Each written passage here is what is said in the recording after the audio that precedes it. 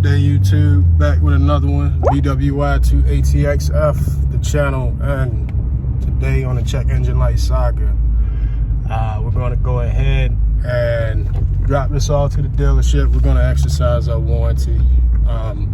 It's not a difficult well, it kind of is. The billing, typical bill for this is like 11 hours because you got to remove the manifold on the upstream sensor. Again, if I got the warranty, what is $50? Let's exercise it. If you haven't already, go ahead and check out part 1 where we changed the gaskets. That stopped the leak, but it didn't stop the check engine light. So we're gonna go ahead and get some coffee at the dealership at Len Stoler. I haven't heard any bad things about Len Stoler. They're good for the area, but we're gonna exercise our warranty and exercise some coffee for a proper diagnosis and repair. So if you haven't already and you watching this far, like and subscribe to the video. Appreciate it. And got a school bus out here. It's supposed to be the summertime. Anyway, be back real soon with coffee.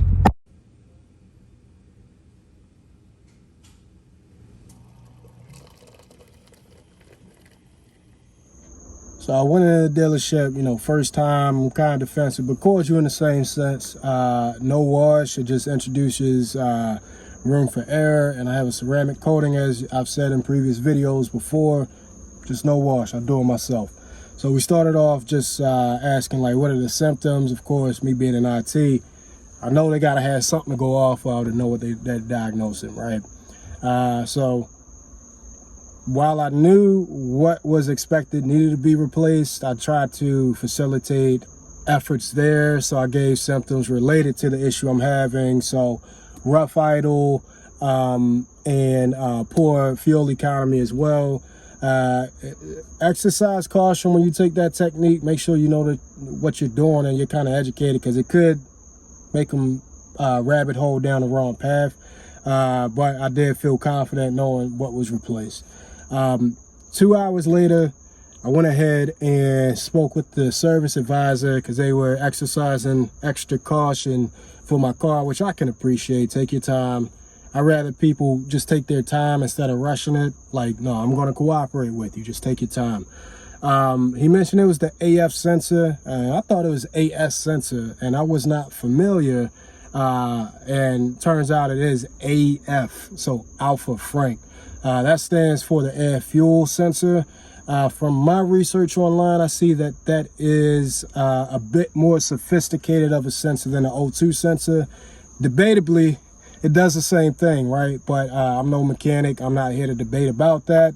And we'll get into that a little bit later into the video. They replaced 2 part numbers because their philosophy was, if they were in the manifold, then might as well replace two parts so they don't have to repeat the labor.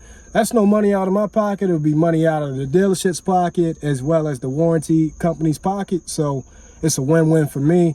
Also in discussion, they did discover a misfire that was not caught by the check engine light here.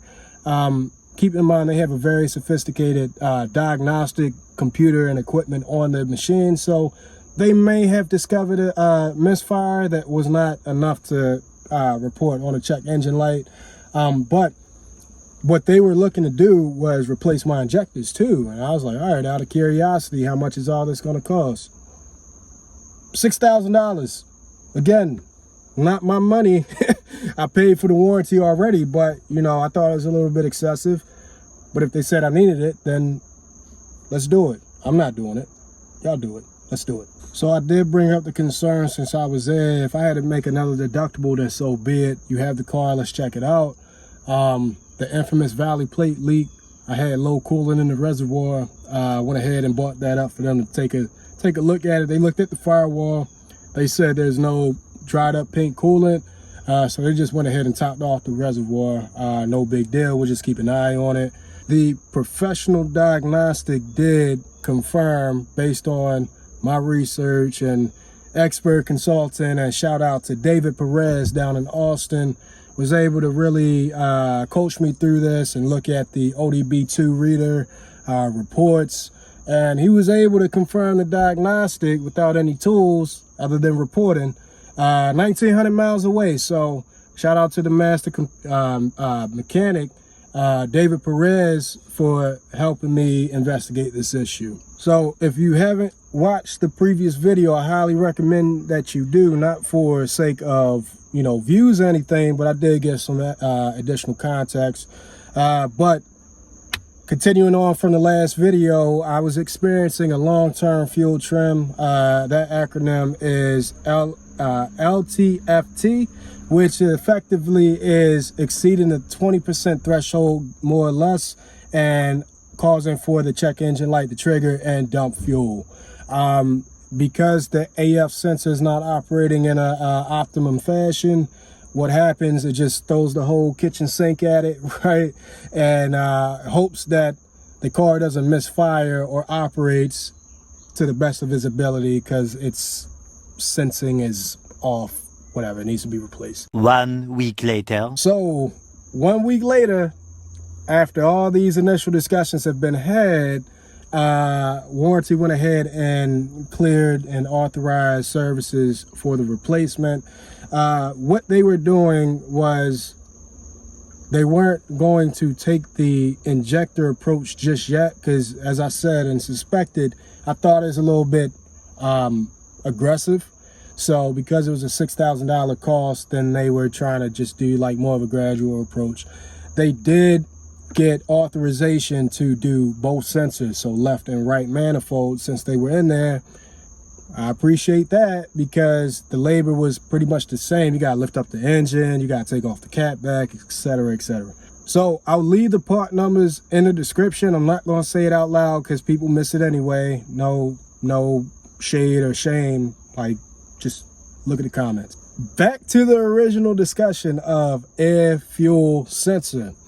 My invoice on both parts said air fuel sensor. Now, if you go to other parts lists, other part systems online, they will consider it as a O2 sensor. Like I said, debatably, it's the same thing. Still serves roughly the same purpose, just a little bit more sophistication, for lack of better terms. So Bell Lexus, where I get a lot of my parts, they're very competitively priced. Their listing has it listed as an oxygen sensor. So again, debatable, whatever. Some systems will say airflow sensor, air fuel sensor. Other systems will say O2 sensor, oxygen sensor, tomato, it's all the same damn thing. Highly recommend, if you ever need a part number, exercise online systems such as Bell Lexus. There are a lot of other systems. Again, that's just who I use. Please do your due diligence to figure out the part numbers yourself. This is not to be mean, but it's as simple as Googling a part number. You can look up the blow up picture and everything to give you the exact part number to help yourself. I'm happy to help, but we got to help ourselves too, people. So when you're looking up this specific part, and again, I did all the legwork for you all, but this specific part is a little hard to find, so I have no problem relaying this information to you. The O2 sensor, the airflow sensor that I had to get replaced, was part of the switch, and it's two ands based on the Bell Lexus system. Switch and relay and computer system, if you need to go to it to blow it up. So these two part numbers on the screen, they're showing as 89467B and 89467C for left and right sides, respectively, as what's on the screen. As mentioned, they changed both sides for sensor 1 bank 1 as well as sensor 1 bank 2, which is the right side. Mine was actually the left side bank sensor 1. They went ahead and changed out sensor 2 again. So let's talk about pricing, because this is getting a little lengthy. I'm hoping you're learning a lot of information based on my experience, but the labor itself at $160 an hour, $1,900, $59.99. I'm happy they saved whoever that penny. But parts themselves was $525.48. Total labor build was 12.5 hours. Now, I know what some people are saying. Why in the hell was it 12.5 hours? I don't know, and I don't care. But what I suspect this happened, they did it properly. They took it off the manifold and replaced it, or removed a whole bunch of stuff. I feel like, and I hadn't did this myself, but I feel like you can reach up on the manifold to get it and replace it. But of course, that's not part of the service manual, so they're not going to follow that. Total invoice, $2,517 flat with tax. What did that cost me? $50 for the deductible.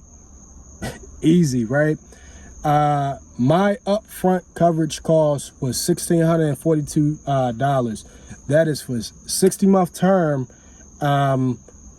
expiration date of 7/13/2024, and expiration on the odometer, I'm well beneath that at 62,000 miles.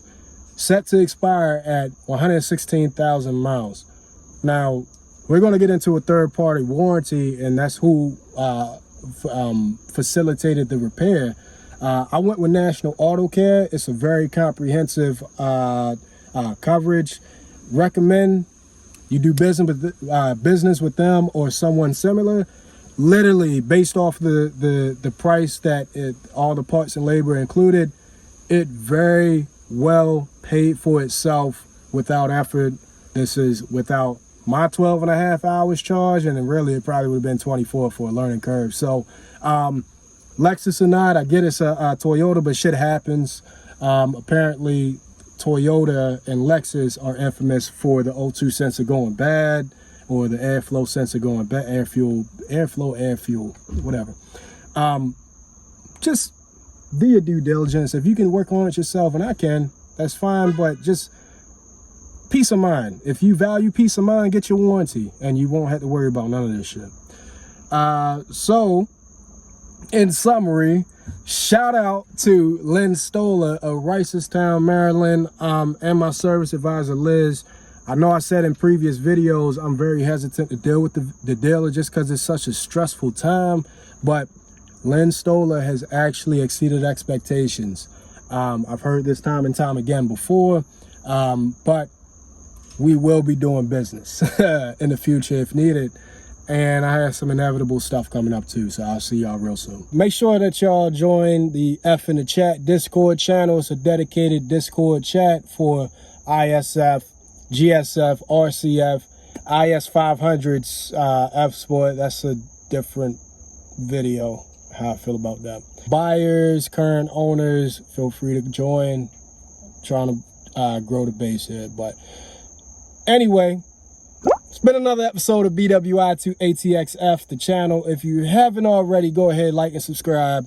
I try to do this, and this is a very long video just to give you like a lot of information, but hopefully this is a source of information for you. So simply put, show some love. It's greatly appreciated. Catch y'all next time. Take care.